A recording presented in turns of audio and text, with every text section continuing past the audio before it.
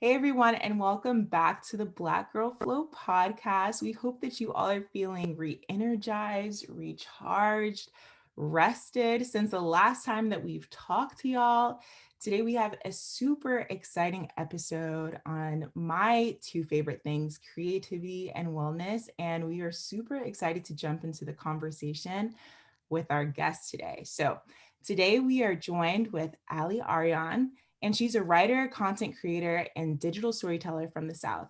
She first stepped into her storytelling journey at the start of 2012 as an outlet to escape her mundane college coursework. Her self-titled blog, Your Girl Aley, serves as a digital diary sharing insightful commentary and advice through the lens of the Black-millennial experience. Her relatable and transparent approach in the realms of creative wellness, sustainable fashion, and lifestyle has earned her the title of your neighborhood hope dealer, frequent gem dropper, and of course, ya girl.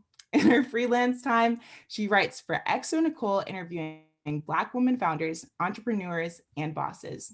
You can find her on Instagram for daily musings that spark inspiration and speak to the mindset and wellness of creatives. Her mission is to uplift, encourage, and inspire others through transparent and radically honest storytelling. Oh my gosh, now that we're done with the bio, thank you so much, Aley, for joining us. For those tuning in to the YouTube live episode, she looks amazing. We Oh my love the gosh. green long sleeve shirt, the gold earrings. I mean, if y'all are even familiar with Aley, you already know she brings the looks on her Instagram. So Wow. please, Looks. by the end of Brings this the look. conversation, make sure that you're following her. And, I'm just and honored. Allie, I have to tell you. So I got LASIK surgery last year, and I was like, am I ready to let go of glasses? Because Mhm. people like you who look so good in glasses, Oh, that I'm like, it has to be a part of my style. So you're bringing it. but it's the way I want to get like you. At least, It. I at know. least in the next year because I'm done with it. I'm tired of it. I want to wake up and have 2020 vision. The 2020 vision I missed out in 2020, I want to have it for my entire life and there forward. So I'm trying to get like Okay. So I'm just trying to get like you. yeah, we're two sides of the same coin. But all Literally. that to say, your Mhm. style has always been phenomenal, and we're Thank you. so excited to have you. Before we get the conversation started and unpack so much of the amazing things that you've been up to, we got to start the conversation like we always do. Y'all know how the Black Girl Flow community gets down. We love to just check in with each other with a quick little pulse check.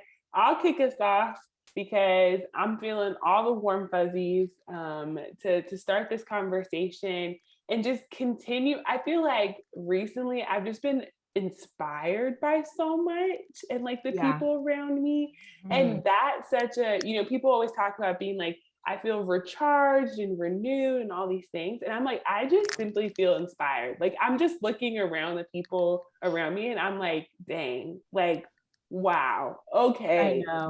I Mhm. And know. and just kind of soaking that in, like not saying anything about it, not letting it be anything, just being like, wow. And just giving a lot of people their kudos and their shout outs where they deserve it. Just being like, hey, like I really see you like doing your thing, like on your path. And so I just feel like that's where I'm at right now of just being sitting, being like, I feel like a spectator. I'm like, dang, I know. I'm And like, okay.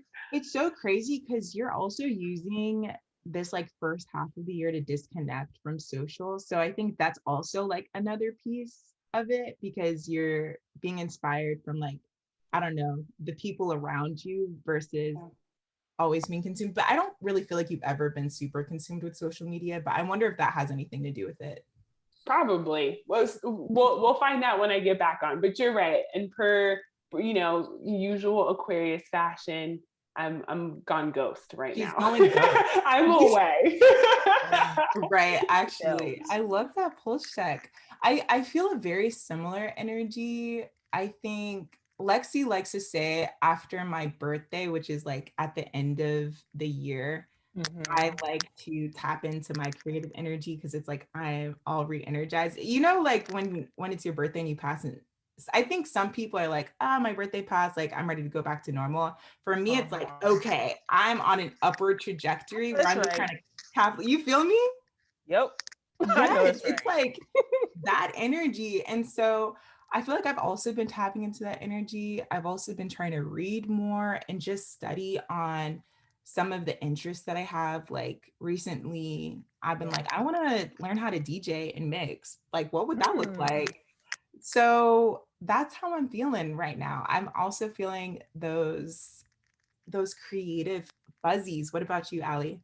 Yeah, it's so crazy. I feel like I'm like right in like the mix of both of y'all because like I too am off social media right now. Like I had to like pop in to like drop some content because of a brand obligation. But I'm glad I left as soon as I dropped it. But Right.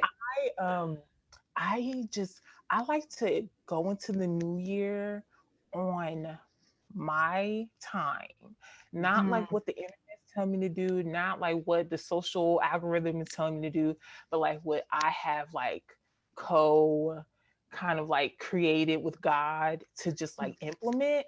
And a lot of that takes me having to like pull away so I can get the vision and then hit the ground running when I'm ready. But then on the flip side, kind of like how you mentioned, I don't really celebrate New Year's like my New Year's. I Right. celebrate my New Year's in the spring because like that's when all dead things, are being, the life is being brought back out of it. That's when my birthday is. So like everything just kind of like it's being pushed to March. Let's just say that like I'm gonna still hit the ground running, but everything's being kind of pushed to March. So you're like in my head, we're still in 2021. So when March comes, that's pretty much the beginning. Then I'll come out to play. No, but I think, and I have a theory, and Liv's known me for years, and she knows I have never been like a New Year's resolutions or like New Year's do this, like all this stuff. But I genuinely think that Black women operate on a different time scale. Like, I just don't think that we can conform to this 12-month. We're like, excuse me, did you want to like me to fit my divine essence in a 12-month year? Like, I will move at my pace when I am ready, like I always have. And so, because I see so many just being like, yeah, that thing happened. It did happen. And I still look good, but like, we're not letting it change what we about. And so I love to hear that because I think that probably resonates with a lot of other young Black women just moving at their own pace and not feeling like they have to fit it into somebody else's. Exactly. That's just where I'm at with it, and I'm at peace with it because it's one thing to say it, and it's one thing to be like actually sit in it and be at peace with it, and kind of like be reluctant to kind of get into like the world's way of doing things when like where you're at is actually working. So we here with it. No, I love it. It also kind of feels like a grounding before the spring where it's like, okay, if you're kind of setting your timeline of like, all right, when my birthday comes around, that's when I'm really feeling energized. I'm going to capitalize on that creative energy. Right now, I've got to spend all my energy getting grounded up until then. So again, love the vibes, love the pulse check, as always. So I think it's time for us to hop right into the conversation. But before we get into the conversation, Aley, you had some thoughts on Insecure. You had she had them Twitter fingers on Insecure. No. And for those that have been tuning in, y'all know that we've had our own thoughts on Insecure. So this is like the pre conversation. I mean, we kind of got like the pulse check was the pre conversation. This is the pre conversation into everything because we have to hear your thoughts. We have to, because Liv and I have very distinct perspectives, and you're basically the referee. What you decide will decide who's been right over the years, Liv or I. Let us know. Let us know what very important. What did you think of the finale? Okay, I just have to gather myself because when I tell y'all when it ended, I was watching with my sister, and we both looked at each other like this. Like, was that really what y'all did? And here's why. I have been a huge fan of Issa Rae since Awkward Black Girl days. I feel like Yeah. I was like the first 1,000 to watch the series, okay? Like when you look at the Yeah. view count on YouTube. And then I was so excited for Insecure, right? Season 1, season 2, season 3 Mhm. is when I started to see something that was very unsettling. For when Mm. it comes to the alignment of how I appreciate Issa Rae as an artist and how I see her eye to eye as a writer, okay? I watch shows through the lens as a writer, okay? In the way that season 4 was going, I said it should have ended season 4. Because Oh, I know, and y'all, I love Issa Rae. I can't say hot it enough. take. Hot take. Show was downhill season 4. And I was not excited for season 5, but because I love Issa Rae and I am invested in the Insecure story, of course I sat through it. Did I watch it every Sunday? No. But when it was time for me to circle back, I was there. Yeah. The finale felt rushed. I was underwhelmed and I was nostalgic but disappointed. Okay, so let's run it back. So why did you feel like season 4 should have ended there? It should have ended there because that is a very hot take. What was it about season 4? It wasn't going anywhere. Oh God. And that's what I'm saying. I look at the storyline, the plot line. The plot was not there. The connection of character development, not Mm, there for me. And it was very mhm. frustrating because I do feel like there is a lot of weight put on Black creators to be like the one that gets it right. For And I'm sure, for completely sure. like empathetic to that and completely understanding of that. With that said, you have so many great writers, directors at your disposal. Why not incorporate them more often to get a more thorough story out to us? Because the stories that the episodes, sorry, let me reverse, because I keep saying stories, but the episodes that I enjoyed the most were actually the ones that did not come from Issa. Wow. Because think about the burnout of a creator, okay? Like sometimes I feel like it bleeds through a little bit. And when Mm. I looked at the whole lineup of season 5, I felt like Issa was done with it. Yeah. Mm. That's And how you I know felt. what? I think you're actually articulating something that a lot of us felt of like we would watch the episodes and be like, nah. But everybody was so committed to the franchise and to Issa, which speaks to her as a creator for Okay. her to Right. have the following. It wasn't Right. just the Insecure had the following. It was Issa Issa. has the following. And so that says something about her. But It you're does. right. People were finishing living out of talk, and I was like, yo, I just watched it because it was on, but I just basically watched 10 minutes of B-roll of LA that I've seen. Hello. And I was like, and Exactly. then 10 minutes of what? Like, huh? And I was like, and What actually happened? I think I'm upset with it. Like, I'm not even impressed. Like, I'm upset with the direction. Right. I think we can all agree that the finale felt rushed. Each episode, each part of the episode, happy birthday. It's like, Huh? it was like, okay, like I know y'all are trying to fit in all of the missed opportunities, but and I'll say this, like if there was one character that I felt like should have had more of a presence throughout the entire season and like throughout the entire franchise, it's Kelly. Like I love Kelly and the fact that y'all 100%.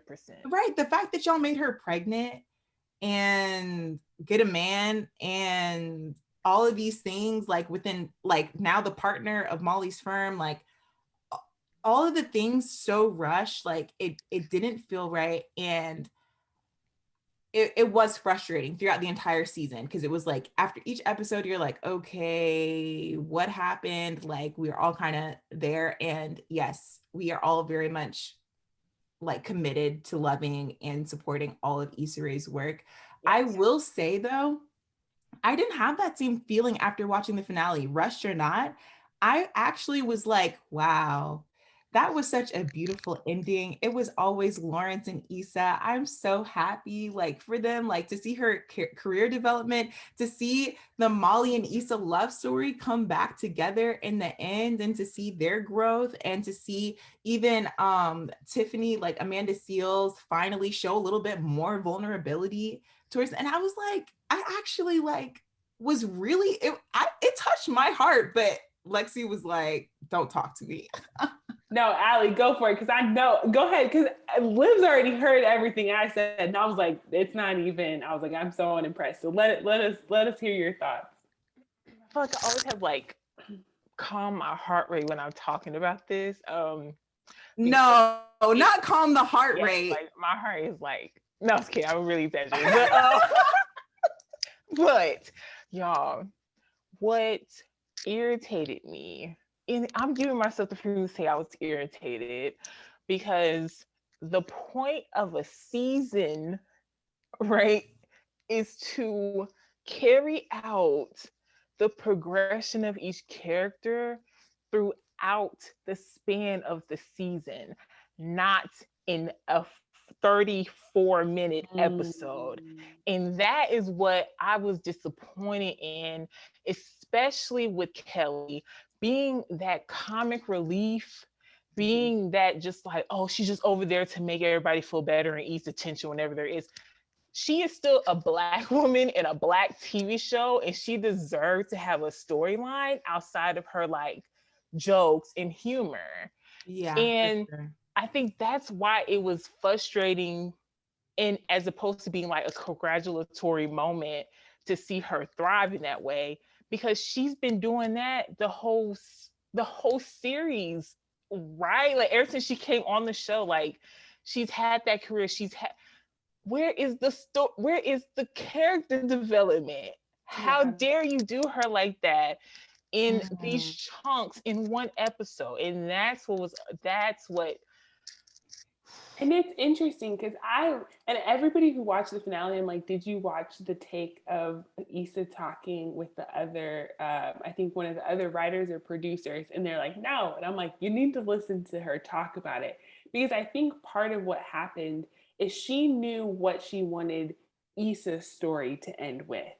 She didn't know what she wanted each of the other characters to end with. And it kind of feels patchy in that regard. She's like, she goes, when I started the season, I thought Issa was going to end with Nathan.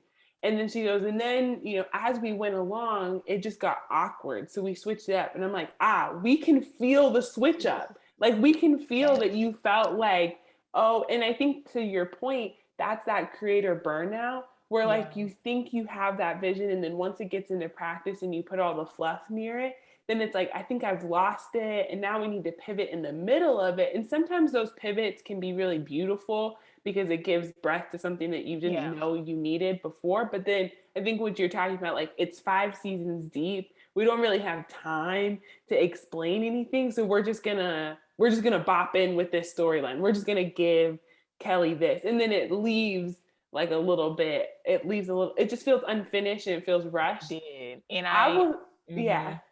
No, I'm sorry. I honestly feel like the time was wasted on Issa and Nathan's relationship, and it should have been more about the connection and reconstruction of Molly and Issa's relationship. Nathan was a distraction. Nathan was a huge distraction, because I still do not get how all the turmoil that they went through, and then they just pop up. We just never addressed it. Again. And people kept saying like, oh, well, when they were walking through campus, that's when they got together. Right. I agree. And I get it together with my friend over coffee. What about over lunch? What about just a couple of times when you in the house and they just popped up out of nowhere, friends again? And that was so confusing. After she messed up her whole block party and made a scene. No, and absolutely. they make a joke about it. Like they'll tease each other about it at certain times. Issa's assistant, that's why she doesn't like Molly, because she's like, you fake. And so they still probe at it, but they never addressed it. I couldn't with that. I couldn't with that. And then why kill Molly's mama? That's what I'm saying. That was another thing. I was going to say that as well. It's like maybe Nathan still could have stayed, because it's like if she knew she was going to end with Lawrence, and it's like, all right, maybe she needed a situation like Nathan to realize that she wanted to be with Lawrence. Yeah. But regardless, Molly's mom situation, that situation should have been reconstructed for her and Issa to like figure out how to get back into the group. Like there were just missed opportunities. Literally. Where it could have been like clear missed opportunities. Like each episode was kind of like a, what did I just watch? Up until like the last two. But those are our thoughts on Insecure. Y'all. I have to end my closing thought. This is my hottest take. Because I do think that she was going for this imperfect, perfect ending. I think that was like the whole thing. Like Molly can get her love, but her mom's gonna miss it, who's her like biggest proponent for that. Like everybody was missing a piece of their thing. You know, Tiffany was away, but she still got her friend. You know what I mean? Like everybody had this kind of like little missing piece, and that was supposed to be like, it's life, like it's whatever. I still, that trope still, I'm like, when you're talking about Black stories, you gotta be so careful with that, because what did you just let these characters get away with? And my take, I love the final scene where Issa no longer has the imposter. Like that's powerful. Yeah. She's on the phone with Molly. She says she always knew it was gonna end with her conversation with Molly, because sisterhood till the end. I'm like, okay, she stuck to those. But I will stand by this, and I'm saying this at the end because I ain't trying to catch no heat. Please, Lexi. I still am so upset since she ended up with Lawrence. I think that is perpetuating a very problematic stereotype about taking back the man who ain't it. But I'm gonna leave that, and I'm gonna leave that and let people come for me for that one. But I have to say, I can't end this and say that I'm happy with her being with Lawrence. I am not, because that was ain't it. And I'm really biting my tongue. Okay, so y'all know the conversation always continues on our socials, so please make sure to let us know your thoughts. But yes, it's time for the actual conversation. So now that we got that out of the way, Aley, you're a creative, you're a content creator, but we want to know who you are at your core and what makes you feel the most creative. Oh, I really love this question, because that's something I have been asking myself lately a lot, especially just like being offline right now and like taking a creative sabbatical in a way. And I would honestly say that like at my core, like I'm definitely a storyteller. And that is something that I feel very like blessed to kind of like proclaim, because it's a gift. And I'm not afraid to say that anymore, that like I am a gifted storyteller, because I think the great thing about it is it allows me to be able to take it into so many different like disciplines in different avenues and just allow God to bless it. And that's something that I really am trying like to lean into a lot. And I'm very Christ-based, so I think that's why I keep like, oh my God, I don't know anybody else's denomination. But it is something that I really do cherish. And at my core, I think I am always trying to like listen to like my inner Black child as well.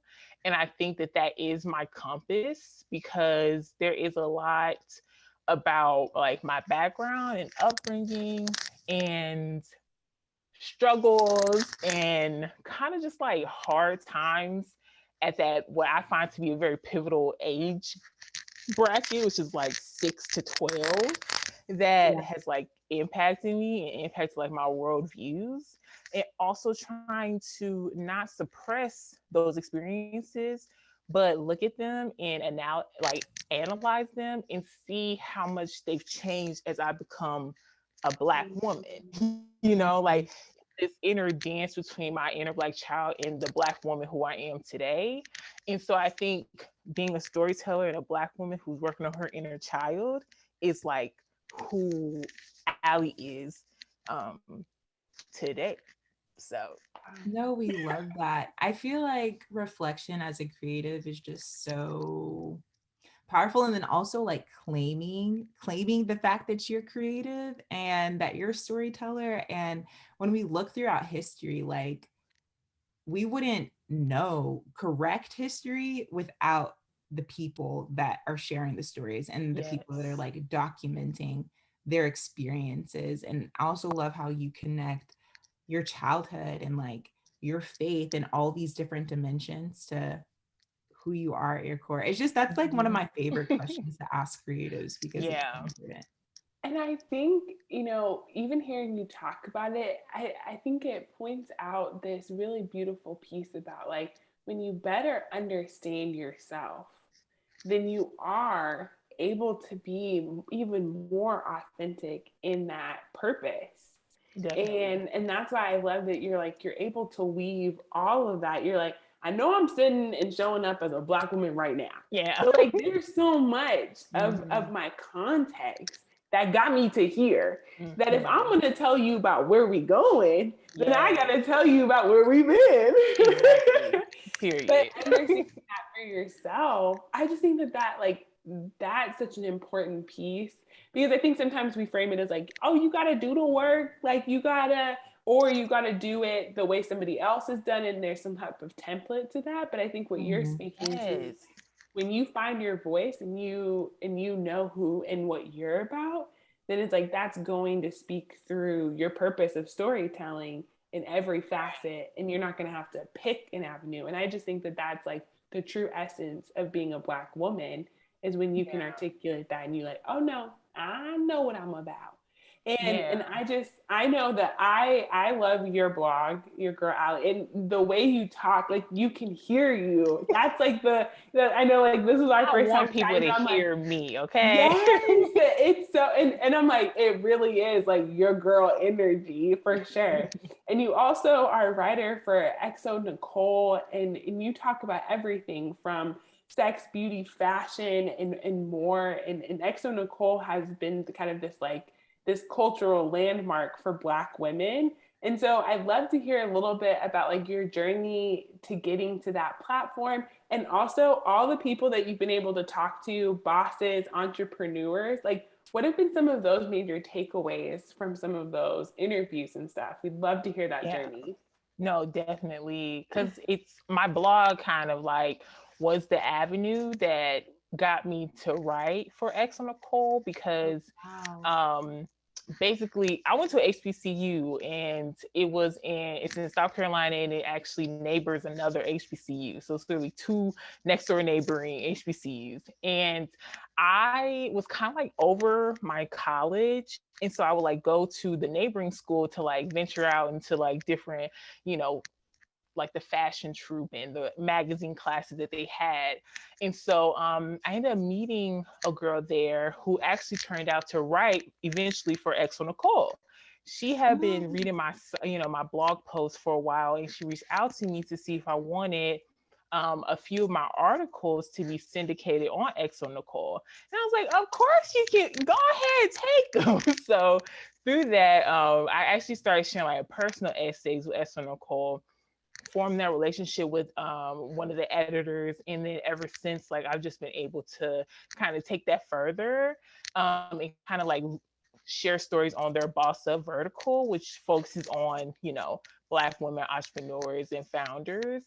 um, I think this is my favorite thing that I've been able to do actually, because again, with storytelling, it's such a practice, like just being able to ask the right questions, but also create a safe environment for women to feel like they can actually be vulnerable and share those depths of their story with another Black woman. It's definitely been like an active learning practice. And so I'm not gonna lie, I have sometimes shaped my questions as advice. Because if I'm Yes, talking to the source, like, you don't get to right. give my little questions off because I am, okay? So No, I, absolutely. mhm, I definitely shape my questions as like a girl, what would you do in this situation? And a couple of things that have stood out in the past, probably like three things. So I'm trying to make them quick. So one, I interviewed Alex L, who is like the godmother of Oh, we storytelling. know. Oh, we know. We're She's I Alex think like, L. Lexi put me on. Yes, I Lexi did put me put you on. on because I'm a stan. man, I don't stand Stan. people. I Yeah.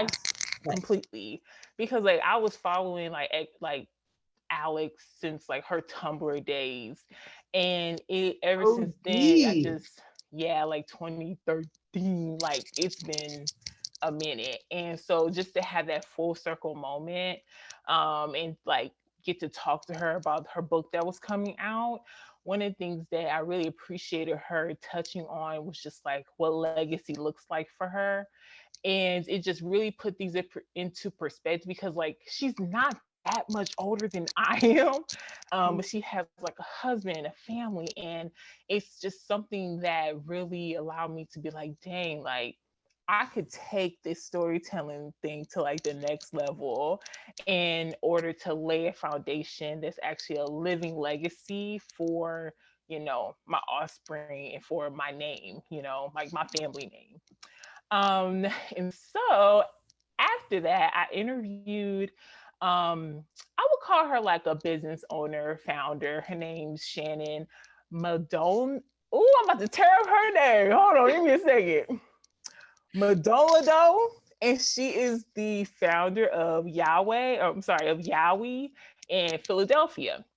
And so it's like a pop-up shop, and you can go there and like get little knickknacks from like Yeah. different curators. And one of the things that I really glean from her is that big things can happen in small markets, because I have lived in New York, I've lived in LA, and now I'm back home in Monk's Corner, South Carolina, which Mhm. is so different from, the coast to coast experiences that I've had. And I had to look back on her story to see what she created in her hometown of Philadelphia, which, is notable, but really small for the most part. Right. And just be reminded that what I'm doing here, it doesn't matter that I'm in a small town. It matters that I have a big vision. And if I'm working for, whatever brand or putting this out, like I'm reaching more people online than is like the number of people who I see from day to day in my town. And just understanding that like my gifts surpass my location. Like what I have to put into this world surpasses where I am on the map, if what I have in me is bigger than that. And so that really encouraged me, and something I kind of have to look back on often, especially since I'm back from LA and been back home and all that stuff.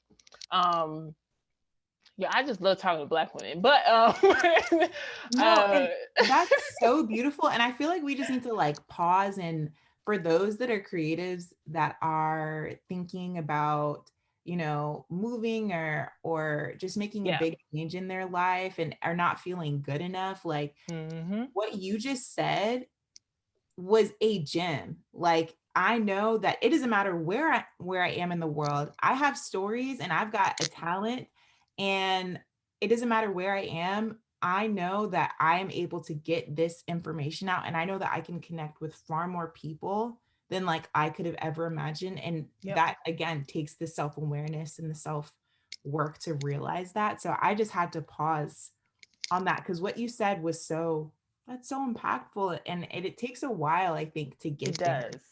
It does, as a especially creative. when you think that like you're going to make it in this city, or this city is going to make you. And it's like, no, every place that we know of, it was the person from that place that made that place notable, not the other way Right. around. Like, even like when you think of different rappers who put Compton on the map, don't nobody think about Compton. You know what I'm saying? It took the people of Right. the community to put it on the map and actually have that thing just kind of like come full circle for them through their artistry. And I think that can be empowering with the way that the world's going, to just be reminded that it's not about location, it's about your gifts. Mm. No, absolutely. And I feel like on top of that, you're always posting on Instagram just like pick me ups for creatives and gentle reminders and letting people know. And I know that you recently did a reel talking about what you call bottom happy. Yes. So I just wanted to like bring that to the podcast. And if you wouldn't mind just explaining what that means to you and like how people can like be bottom happy. Yes. So I am in therapy. I have been in therapy for an entire year and some change. We So love thank that. Yes, We love we that. love that. Black Girl yeah. Flow community, we love that. We love We that. love Yes. therapy. We love We love it. And my therapist is a Black woman, and she kind of fills in that gap of like auntie, mama, grandmama, um, Mm. which I actually need desperately. So anyway, I was just talking to her after I moved back home from LA, because the transition was like so jarring, and I wasn't managing it very well. And so I talked to her about how home has always felt like it's always felt like a penalty to my progress, because if I come home, that means that I must have been unsuccessful in whatever city I went out to.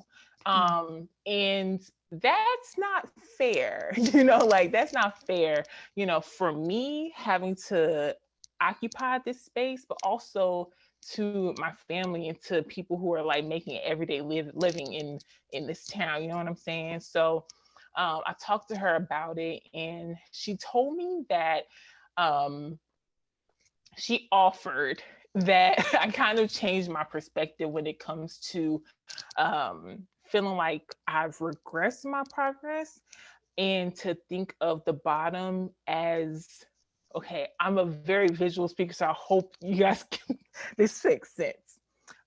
Instead of thinking that I am at the bottom of one level, I have to think of it as I'm actually entering the floor of the top of my next level. Mm. And it's a shift that, like, I've not falling downward, but that I'm at the base level of my next step. And so that was what bottom happy meant, because you have to be able to find peace, find stability, find routine, find your purpose, no matter what the stage is of life that you're in. And it's not that you're at the bottom, it's that you've exited one place to enter the new one.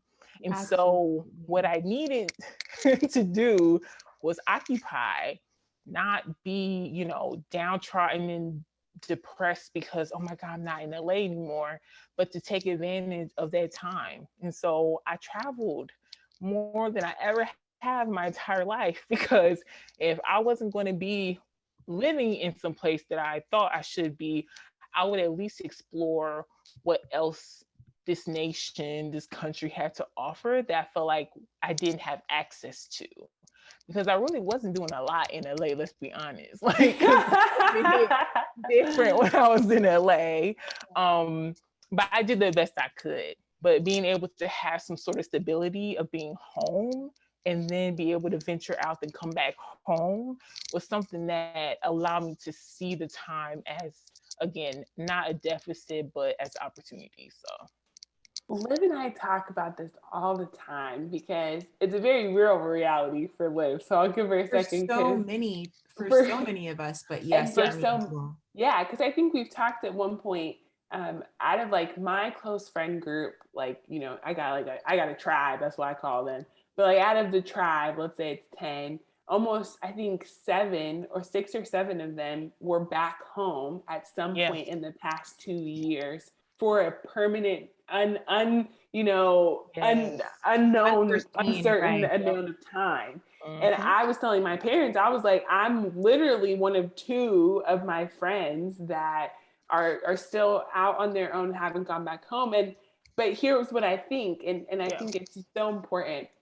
Black people, we're told that our success sometimes is as far away from our community as we can get. Sometimes we're told, like, get out of there. Yeah, but we forgot that we're who we are because of what the community gave us. And I know the work of Nicole Hannah-Jones is who really put this into my perspective. She's like, why? Like, you have to think about what it costs you to be away from your family. And I'm one of 4. Me and my siblings are scattered across the country. And I tell my friends now, I'm like, yeah, it's like a little bit more hype than you think. I was like, to be away from your family, your resources. And I'm like, but don't get me wrong. I was like, I know it's not perfect, but I'm like, but that's where healing is. And if you can heal back at home, then imagine what you can do with your craft when you have that understanding. But if you're just running from something, then I'm like, then you just far away from the people who love you, who are supposed to support you, to the community that raised you, that gave you the perspective that you do. But as Black people, we're told, like, the further you can get away from that, and sometimes that's based off of survival. Like, sometimes people really got to get out. Like, I know, like, my parents, they, literally escaped poverty when they got away from their home. But at the same time, now they're spending their whole like retirement trying to go back. And I'm like, see, look at that. Look at what the world will do to you. It will rope you behind home and say, you didn't learn the lessons you were supposed to. And this is the community that made you who you were. So if you're feeling lost, come back home. But that's something that we have to really work to unlearn, that we feel like we got to go and I was just recently telling 2 of Liv and I's mutual friends, I was like, I don't know why people told you that you gotta like grind and like hustle and live in a shoebox and like look a really ugly life. Like, what? I was like, excuse me? I was like, I wouldn't wish that on my kids. So why am I telling people like, I'm just out here? I'm like, I'm out here trying to cultivate abundance. I think I need not 1 but 3. Like, excuse me, I'm not going for that narrative. But that's a hard thing to be in the thick of.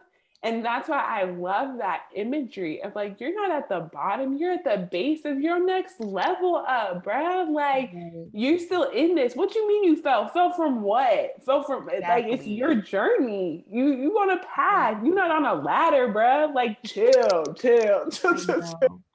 So I just think that's so powerful what you said. I know. I literally feel so overwhelmed with so many emotions from you, like proclaiming that, because like said, like I'm in a very similar position, and I think so many of us are. And I think if anything I've learned within the past year is that like growth is not something that we can use instant gratification for.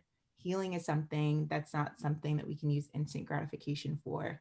Like, it's going to take a lot of time. And so it kind of feels like, all right, as I'm stepping into this new season where I might consider myself bottom happy, it's important for me to assess what I need to like feel fulfilled so that I can grow at the pace that like I'm meant to grow. So sometimes it's not necessarily that like we need the new car, but it's like what I feel like that car will provide for me. So I feel like having a car provides freedom, right?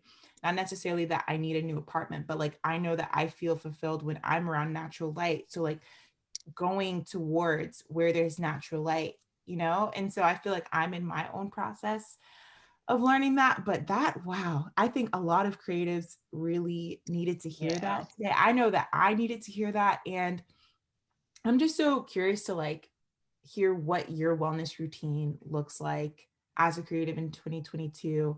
I know that you're in therapy, like that is a Mhm. sense of wellness, and how you're coping with being back home and, just all of that stuff. Yeah, definitely. So yeah, therapy is definitely the top one. Um because like we need referees in our mind. Like I honestly believe that we need our mind to be refereed, especially if you have an inner critic like I do, Mhm. and you can't really escape it all the time. To kind of like have that safe person that you can go to, that you've actually built a rapport up with, that can kind of provide you with an entirely different narrative. Because I think we talk about like healing a lot, but we don't talk about what happens when we need to operate under a new narrative, because that means we can't even think the way that we had. That those patterns that led up to that thought or would come from that thought, it's something you have to literally disconnect yourself with. And so I've become a lot more comfortable with living with new narratives, and that has brought me a lot of peace. Mm. um like a lot of peace.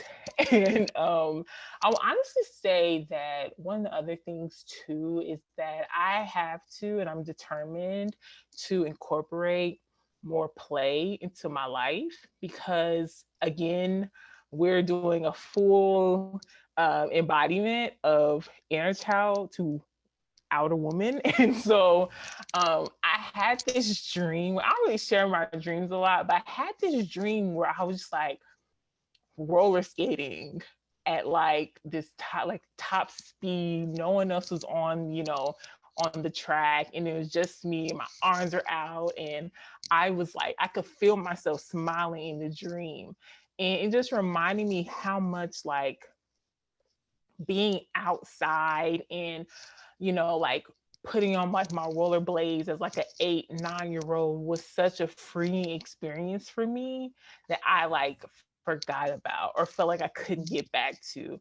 And so I like told my sister, I was like, look, like I gotta get to the rink. Like I gotta get to the skating rink like at least like twice a month or however it's gonna be set up, just so I can incorporate more play and actually have those moments where like nothing else matters except for what I'm doing right now. And also just journaling, that is something that has not left my wellness routine, but I feel like will probably get more, not intense, but just more intentional this Absolutely. year, because as as much as I don't necessarily connect with New Year's resolutions, I do connect with declarations and actually speaking life to what I feel could actually come of the moments that I pray I'm given this year. And Mhm. so speaking that over myself and actually declaring that like, yes, this can happen, this will happen, I am, is something that I am incorporating into my wellness routine this year. So yeah. Oh, I love uh, that. uh, I know that. I think play is so important. So Yes. important. Like Yes. I'm a big nature person and I am obsessed with trees. And I often ask people, I'm like, when was the last time you were in a tree, hugged a tree, like just was a kid in a tree? And I think that's something too that like to live a nice friendship. We have a very playful friendship. She's like one of the few Mm-hmm. people that like if we're around, like we're wrestling, we're literally like 2 8-year-old little girls Mm-hmm. being like, Mm-hmm. let's paint our nails. Yes. And it's nothing but the purpose of being playful. It's Yeah. nothing Absolutely. but the purpose of being goofy. And it's nothing, it's nothing besides that. And that is such a beautiful, freeing concept. And I just It is. love that there are other Black women that are leaning into that Yes. play Yes. because it to your point, then you just find yourself doing just things that just genuinely make you happy. Yes. No, absolutely. Yep. I'm hearing play, I'm hearing therapy, and I'm hearing journaling. So creatives, listen up. Those are the three things that you should keep in mind. Right there, right there. Write it down, write it down, write it down. We love to hear that. Yes. Well, Aley, I could talk to you all day long. And we just can't thank you enough. We always end conversations asking our guests what it means to be in flow to you. And so as we come to the close of this conversation, and you have dropped, true to your name, a gem dropper, you've dropped a lot of gems.